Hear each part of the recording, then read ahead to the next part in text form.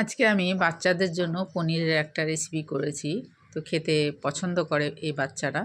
তো প্রথমে বলি, এখানে আমি লবণ হলুদ দিয়ে ছোট ছোট পিস করে আলুটাকে ভেজে নিব।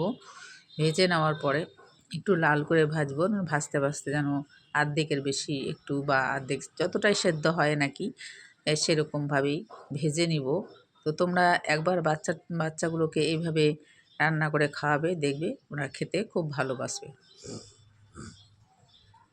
আমার মেয়েরা তো এইসব খুবই ভালোবাসে, মানে এই সবজিটা খেতে খুবই ভালোবাসে। তো ওই জন্যই আজকে ওদের জন্য বানিয়েছি। মাঝে মধ্যেই বানাই, কিন্তু আজকে ভাবলাম দিই। অনেক দিন আগে দিয়েছিলাম আবারও।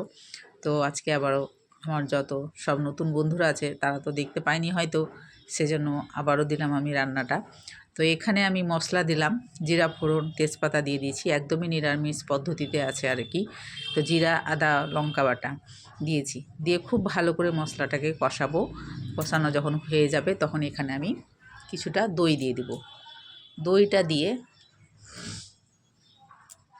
যখন দইটা দেব তখন আমি আঁচটাকে বন্ধ করে দেব।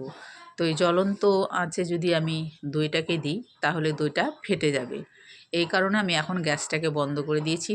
দইটাকে খুব ভালো করে ফেটিয়ে নিয়েছি। ফেটিয়ে নিয়ে আমি মশলাটার মধ্যে দিয়ে দিলাম, আর কিছুক্ষণ এইভাবে অনবরত নাড়বো। নাড়ার পরে যখন দেখো খুব ভালো করে মিক্সড হয়ে গেছে, তারপরে আবারও গ্যাসটাকে আমি জ্বালিয়ে দিব। জ্বালিয়ে দেওয়ার পরে আবারও ভালো করে এটাকে কষিয়ে নেব। নাড়াতে নাড়াতে দেখবা মশলাটা একদমই শুকিয়ে এসেছে। তো এইভাবে তোমরা, বড়দের তো ভালো লাগবে, কিন্তু বাচ্চারা বেশি বেশি পছন্দ করে এই রান্নাটা। তো তোমরা একবার বাচ্চাদেরকে এইভাবে করে খাইয়ে দেখো তো কেমন ওরা বলে হাত চেটে ভাত খাবে। তারপরে এখানে মশলাটা যখন কষানো হয়ে গেল, তারপরে ভাজা আলুটাকে দিয়ে দিলাম। দিয়ে খুব ভালো করে, আর পনিরটা একসাথেই দিয়ে দিলাম। দিয়ে খুব ভালো করে একটু নাড়াচাড়া করব। বেশিক্ষণ না, 1 মিনিটের মতো নাড়াচাড়া করব। করে নিয়ে এখানে গরম জল দিয়ে দেবো। তো আমি একটু ঝোল ঝোল নামিয়েছি। তো তোমরা যেভাবে খাবে, যদি ঝোল না খেতে চাও বেশি, তো একটু কম ঝোল রাখবা, কিন্তু একটু ঝোল রাখলে বাচ্চারা খেতে ভালোবাসবে। তা আমি ঝোলটা একটু, আলুটা বেশি সেদ্ধ হয়নি, তো আমি সেদ্ধ করব আলুটা বলে একটু জলটা বেশি দিয়ে দিলাম।